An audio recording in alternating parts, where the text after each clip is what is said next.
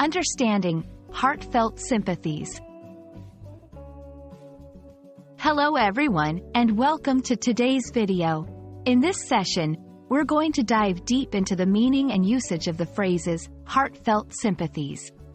Whether you're learning English as a second language or just looking to expand your vocabulary, this video is for you. We'll explore not just the definition, but also how to use these words in real-life situations. Let's get started. Heartfelt sympathies is a phrase composed of two important words, heartfelt and sympathies. Let's break down what each word means. Heartfelt is an adjective that describes something deeply felt or sincerely expressed.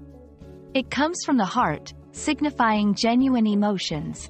Sympathies is the plural form of sympathy, a noun that represents feelings of pity and sorrow for someone else's misfortune. When combined, heartfelt sympathies convey a deep and sincere expression of sorrow and compassion towards someone who is experiencing grief or hardship. Understanding when and how to use this phrase is crucial in communicating your emotions appropriately. 1. Expressing condolences. The phrase is most commonly used to express condolences after someone has experienced a loss, such as the death of a loved one. It's a way to show that you share in their sorrow and that your feelings of sympathy are genuine and deep. 2. Writing.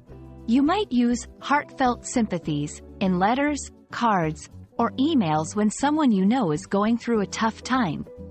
It's a respectful and empathetic way to acknowledge their pain and offer your support.